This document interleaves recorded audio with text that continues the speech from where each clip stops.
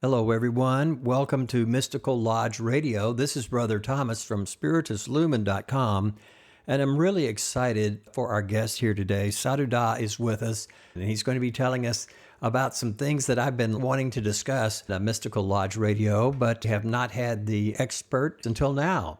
And we're going to learn about developing one's personal energy and chi. And for those of us who are interested in mystical work, we know that the energy that we carry is used in so many ways, whether it's for our spiritual work, whether it's healing, or whether it's to develop our own sense of recognition of where we are on the God continuum. We're going to talk about all of that today with Sadhu Dah. Welcome to the program. So glad to have you. Thanks for having me. It's a pleasure to be here. So let's talk about this idea of how a person can cultivate energy, build the key within them, and tell us what you think we need to know about developing our personal energy. That's a good question. So when it comes to the concept of ki or chi, prana, energy, whatever you want to call it, this life force that sustains our body. When we are born, we have a certain amount of chi. Now, over time, with certain practices that we may develop, we can cultivate and build this chi. We can extend the physical life. We can heal injuries at a faster rate, and we can ultimately keep the body in a more alkaline and less acidic environment. This is how we live in a very healthy way. A master of mine told me that having good and strong, healthy chi is actually more important than a good and well-balanced diet. Chi is everything first. Understanding how do we cultivate this chi, we know about fight and we know about flight, which is to meet a situation head-on or to run from it for the means of survival. This could be physical or an emotional situation, or even a mental reaction internally within ourselves devoid of outside stimuli. A slightly deeper response is that of freeze. In the freeze response, we seize up or we become blank and devoid of being able to make a course of action for survival. However, the freeze response is rooted in playing dead against a predator where running is not an option or fighting is instant death. Q, the fourth response, which is less talked about and equally important to the other three. Fawn. Fawn is the fourth trauma response. It's our codependency response, a literal subreaction to people please in an environment that doesn't feel safe for our bodies, emotions, or mental well-being. The inability to say no is a developed mechanism brought upon by the need to survive. This is achieved by giving into strict or threatening demands, which will help preserve the life by simply accepting these abusive terms without outward objection. A passive-aggressive response is a combination of fight engaging and then converting to fawn due to the height of conflict, feeling as if it can be overridden, but then is trapped and diverted so it becomes submissive while retaining a notion of fight in the passivity. How do we override the fawn response? As in fight, flight, and freeze. We recognize, and this is where chi starts to come into play, along with trauma healing. We recognize the adrenal response and induce stillness within and allow the process, neurologically, to ride through while consciously reacting in a higher state, giving clarity. So we allow ourselves to recognize that our sympathetic nervous system has been triggered. But because of the healing of trauma, taking those subconscious background patterns that are repeating, that are related and triggered from other traumas, because any situation we come across is not new. One of the things that you caused me to think about is when people hear about this fight, flight, freeze, and fawn thing that you went over, many people don't realize how much in the daily workaday world your boss tells you that they want you to do something and you act like you're going to go along with it, but inwardly you're all torn up. I really love what you're saying here because most people don't really connect those day-to-day life skills with the development of chi like you're doing. Because they're living in that triggered state. Their nervous system is engaged for hours at a time. So what we want is to be able to feel, recognize the sympathetic response as it's happening, let those feelings process through, and then go into the parasympathetic response. And then we're able to completely move forward and meet it with a clear and focused mind. There's two words here. So how do we simply attain that? It sounds like such a complicated thing. Two words: breath control. Breath is everything. It's all in breath control. That's so interesting to hear. We've always heard that when you're angry, you should pause for a moment, maybe take a deep breath and slow yourself down a little bit.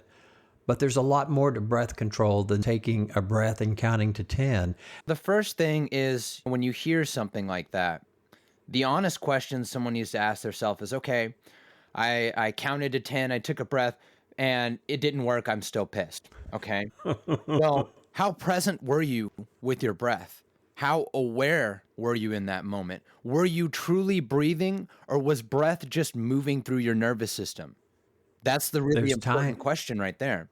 there's times when people, yes, they do take a breath, but their mind is still engaged in their anger, that it's just barely more than if they had taken a mindless breath. The way that we can get to the point where doing a simple breath like that in a situation is going to help us is by having a foundation to build off of. In Vedic culture, they would refer to this as a sadhana. So a sadhana translates to a daily spiritual practice.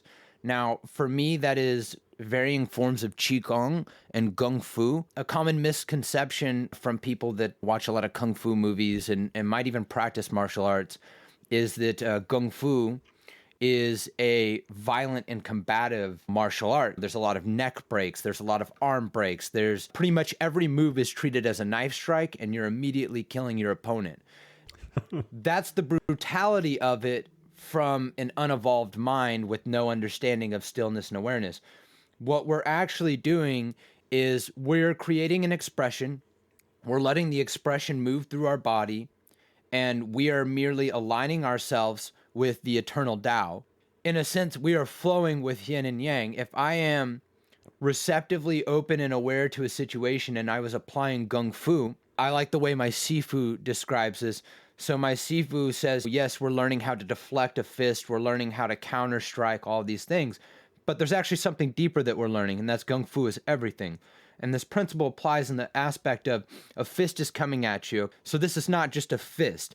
This fist is your job. This fist is work. It's your relationships. It's everything that's coming at you all day long. Now, are you going to meet that head on and hit it and possibly get knocked out on your butt? I would suggest not doing that. Maybe taking the moment to recognize and feel the intent of what is coming at you, intercepting it, moving forward. And if it doesn't require a kill, if it's something that needs passive redirection, then knowing how to apply that martial arts mind of force and redirection of force with everything you do in your daily movements. Now, for me, this is my sadhana. I live this. So for somebody else who maybe isn't necessarily interested in martial arts, or those metaphors of approach don't really work, then I would suggest maybe try meditation. Meditation's not for everybody. I actually don't get a lot out of Absolutely. meditation. I get more out of movement. And in that very aspect, I'm actually meditating, but it's a more effective Well, means for me. Sadhu Dah, I'm old enough to remember when much of the martial arts that were taught, your sensei would talk to you and didn't admit everyone. They would want to know, why are you here? What is the purpose? Would you be willing to learn? But it seems like all of that's become hijacked in our culture Yes. today. But we have forgotten that there was a spiritual component. It's all become tactical. I love what you're saying about this is because you're trying to apply the energetic forces of life and show that they can be mirrored in many things, whether it could be dance or learning how to walk with intention and focus. Gung Fu is a perfect example of that. When a fist comes at you, there are many fists in life that come at people. You can be facing your boss on a very bad day, or you could be dealing with a person who's very petty and vindictive. And learning how to handle these kinds of life situations is so important. And that's where I would ask myself, if I have somebody coming at me in an aggressive way with words or a stressful situation, not necessarily combat, am I coming at them in approach and deflecting that force away from me? Or am I guiding it away? Am I bringing it towards me? Am I gripping into it? I like to think of those things in the terms of what's most relative for me. Because martial arts is such a huge part of my life and my spiritual practice, I will often look at things in that manner. If you're a musician, Are the notes you're playing right now flat? What's the scale? What's the chord structure? Is this song of life suiting you in this moment? Are the people playing in harmony with you? Are their harmonies an octave off? Are you a dancer? When you dance, are the movements fluid? Or is your partner stumbling around on you? Is your boss letting you down where they should be catching you? See, we can play these semantics all day long, but really all I am explaining is through your passions, you already have a sadhana. You don't need necessarily a guru to teach you these complex forms of yoga, these mystics to show you all these various hidden secrets that are inner door. It's the concept of understanding what you love and appreciate in your life already and being able to look at everything else through that lens and following through with the same passion and dedication you have for your art as any situation that you meet. I love that. In fact, sometimes when you discover it from within and an inner knowing and knowledge takes over, letting what's within you express itself and becoming your more authentic person, that's the best way, isn't it? Although it's always good not to reinvent the wheel. And if you can find a wonderful teacher who respects you and respects what you're all about, that's good too.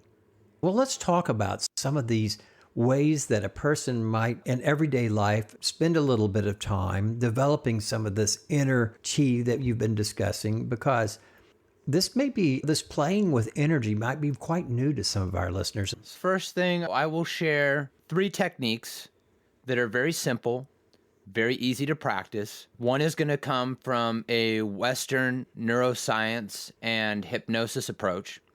One is going to come from an esoteric and extremely spiritual approach. And the third one is going to come from an ancient Vedic spiritual science approach, specifically pranayama. We'll start with that one. That's going to be Okay. Simha Kriya. Simhakriya. Kriya. So Simha Kriya, we are simply holding our tongue all the way outside our mouth. So you're going to open your mouth really wide and you're going to let your tongue hang out like a dog panting. And you're going to do like a deep breath in and out for 21 counts.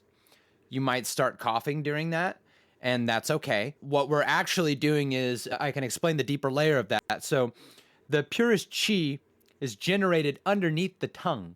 We are cleansing that chi center when we're doing this process, and we're actually opening up and cleansing all of our meridian lines. So if you've ever heard of the term like dredging meridians, this is a pranayama that is literally doing that and having that effect. So the second part, and you'll probably get very lightheaded, so I'd suggest doing this sitting down. So the second part is going to be doing the same 21 breaths with but this time you have your mouth open, your teeth showing, and your tongue all the way up at the roof of your mouth. Do you put the tip of your Yep, the tongue tip of right the behind tongue, your front teeth? right behind the front teeth at the roof of your mouth, and you'll do that same 21 Okay. breaths. After that's done, you're going to feel just so relaxed. And this takes just a couple minutes. If you want to really deepen that process, there's this method of stillness where you can enter a state of nothingness while being fully present. Some of the greatest gung fu masters and martial arts masters of many different practices actually would fight from this state, and it's a state of no conflict. The Japanese use the term mushin, which means no mind. You're No mind. fully present, but you're experiencing absolute nothingness. It's a very incredibly quiet and peaceful place to be. And I would highly suggest everyone at least go there once. And the way you do that is after that pranayama is done, you simply take in a deep breath, expand the chest while holding that breath, and you keep tension tight in your entire body. You will hold that breath with your eyes closed and all that tension and expanded chest for as long as you comfortably can.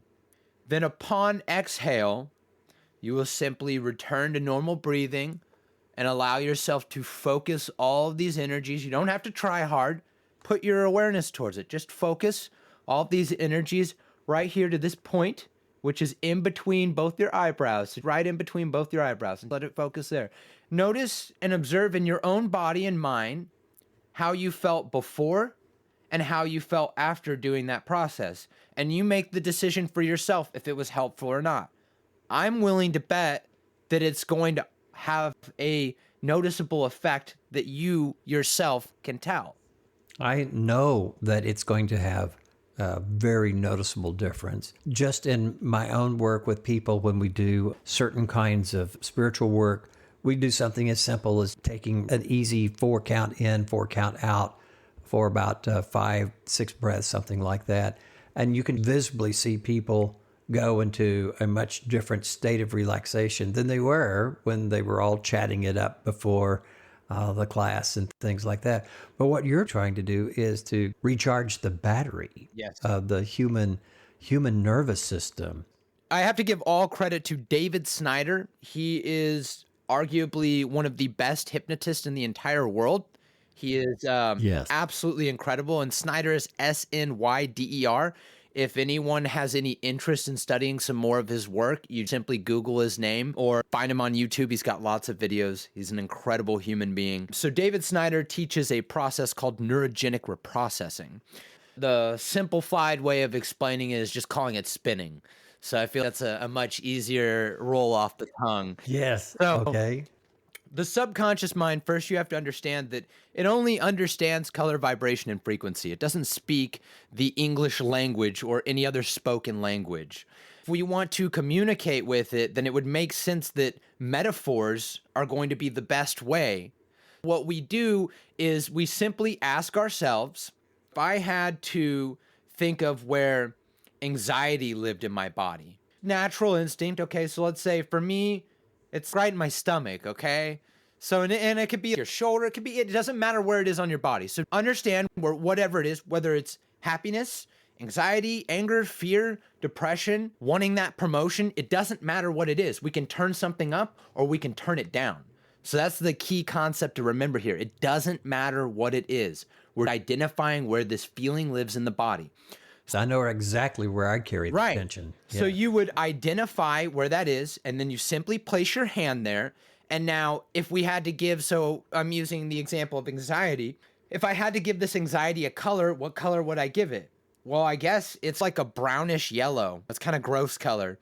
So now Yeah. the next step after we've identified where the feeling is and we've given it a color, now we're building the metaphor. Now we're connecting those synaptic pathways and we're literally hacking our own neurology. Our subconscious knows this and we're consciously aware of it, but it doesn't matter because it works anyway. You can code a computer in a program. It doesn't matter that you're coding this program because you're still going to code the program anyway. You can rewrite it. That's It exactly doesn't matter. right. You're interacting with a software and you're rewriting the software. It's that simple. So now we'll give it a shape.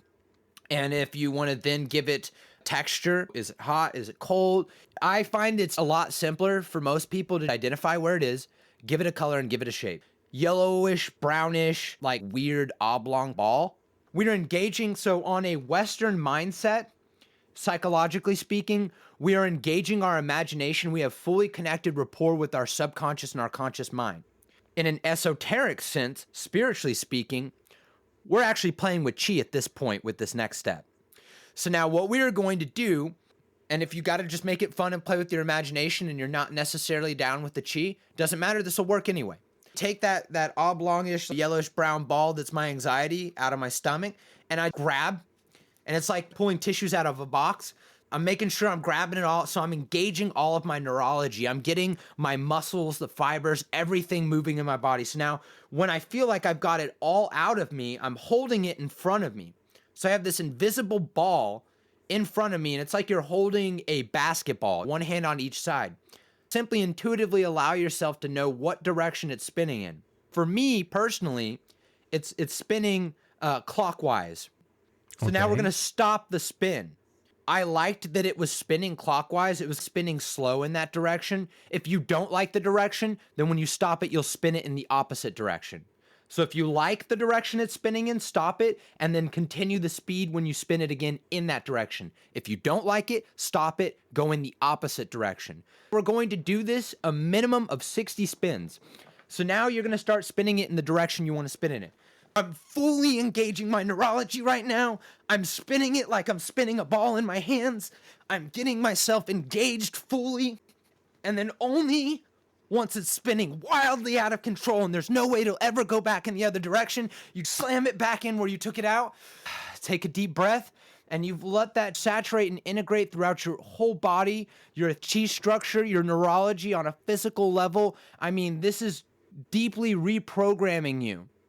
If you could see Sadhu Dah right now, you would see he was physically engaged and really working that spinning motion. He's really involved with this. Allow yourself to have fun with it.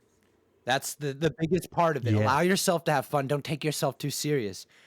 And know that you can do it over and over as many times as you want for many different things for the same thing. It's not like some advanced Kriya yoga where there's a danger element in how you can fry yourself, and they have masters they teach you in a Yes. very specific way. This isn't one of those type of processes. You could do this as many times as you want for as many different things as you want. And if you only notice a small change at first, realize that you're rewriting the coding of an existing program. So you might have to do a lot of debugging in that program before you see a substantial change, but don't be disheartened. If there's even the smallest change, accept and honor that and realize that is progress. Let me ask you a question. Let's say you go to work and there's the person that's coming in late again, and you feel like that they're always getting away with stuff. And so you feel this bodily feeling of tension and anger and that buildup that happens. Could you use this exercise to find a place and take that feeling and do the thing that you've talked about to put your world right back in order? 100%. I would also say that you could do the same with the Simha Kriya as well. Yes, absolutely. So as you're taking those breaths in, just know that you're cleansing that pathway, whether it be the anger or the negative energy that's where you want to repurpose that energy to be more beneficial to you and your body. Exactly. Well, let's talk about that third approach that you have. I'm very interested in that as well. This is a technique that is very Taoist and takes foundations of things I was taught. And this is where my expression and my blend of personality comes out. And so I created this technique. And if you go onto my website afterwards, I actually have a blog about this. I call this the Saibal Salt Bath Cleanse. Okay. One, we got to understand a couple of very important concepts here. Salt has a very cleansing and purifying property to it, especially when we think of paranormal situations and et cetera. People talk about salt, right? Yeah. So obviously there's a lot there that we're not going to go into yet. But so you have salt, which is involved. You have the aspect of certain colors having representations and control and power within certain vibrations and frequencies. And then you have the aspect of using your, what I call the Lao Gong points, which is a Taoist term. The way that we're going to implement our Lao Gong points is think of a dot right in the middle of your palm. Got my palm and the dot is in the This middle. is going to be the very first step in teaching you how to actually physically feel chi and how to build your chi. So we take our middle finger and we collapse it into our palm, touching the center of our palm with our middle finger. And then you're simply going to imagine a flower blossoming and opening when you release. So I allowed flower- the middle finger open. The finger comes up and the flower Exactly. comes up. Okay. So now, if you're sensitive enough, you'll feel these little lines coming off of your fingers. These are your chi fingers. And you'll feel this line coming out of your hand, out of the center of your palm, out of your Lao Gong point. Your chi is flowing out. The upper dantian, your head, is directing this chi out of your palm, and it's flowing over the fingertips, and you have these etheric fingers. We're going to be using both of our Lao Gong points. So we're going to essentially do that process at the same time with both palms. Mm-hmm. And now we're going to have salt, a little pile of salt in front of us on the table or wherever is comfortable for you. And we're simply going to hold our palms together, like in the neurogenic reprocessing, like we're holding something in front of us. If you're sensitive enough, you'll feel a Saibal or a ball of energy forming there. Now, this ball of energy can be anything, But intent is what's going to decide the effect that this chi has in the form that it takes within our world and how it reacts to your environment or your own body. You have that pile of salt right there. While you're allowing this chi ball to form, I want you to focus on a bright and violet purple inside of your mind's eye. And if you have to close your eyes and picture purple, like, that's fine. We're going to shoot this purple, and again, allow this to happen. Allow it to start flowing down from in between your eyebrows, down both your shoulders, out of your palms, into this ball, sending that purple and putting the intention and emotion of your happiest memory or a sensation or feeling that's really good. Doesn't matter what it is. Let that good intention, that good feeling flow out into this ball. And then you're going to throw that imaginary ball into the salt. Close your Lao Gong points by simply touching your middle fingers back to the center of your palm. And then boom, they're closed. Key important aspect here to think of is, why do we not leave our Lao Gong points open? If you're not experienced and you don't necessarily know what you're doing and you leave your Lao Gong points open, you're like a cosmic octopi. You're grabbing onto everything, feelings, emotions from other people, dirty energies, all that. So, I mean, let's not even do that, right? So now we have the salt charged. It's holding this charge. If you take a shower, rub that salt over your bar of soap, and then take a shower and clean yourself with that bar of soap. If you enjoy a bath like I do, then throw that salt in the bathtub with the water as it's already full, the tub's full, and then sit in that water and notice how it clears you out. We're doing some advanced stuff energetically, but at the same time, we're just using basics. Very simple, Yes, exactly. very easy, but the structure behind that technique is actually quite complex, but it's very simple to do. Well, I can't believe our time has gone so quickly. Let's tell everyone how to find Sadhu Dah's website. Go to www.thesadhudah.com, and you spell that TheSadhuDah.com. Thank you for joining us here today on Mystical Lodge Radio. And Sadhu Dah, thank you so much for joining us here. We're so glad to have you and hope to have you back again. Thank you very much. Well, that's it for this episode of Mystical Lodge Radio. I'm your host, Brother Thomas from SpiritusLumen.com. That's SpiritusLumine.com. Spiritus Lumen is the mystical path of secret knowledge and spiritual power. Its teachings are free and available to everyone. I invite you to come on over sometime and spend some time at our website. Learn about this mystical path, and while you're there, read our free book on metaphysical foundations. We invite you to listen to our other podcast, and remember, it only takes a few light workers to change the world.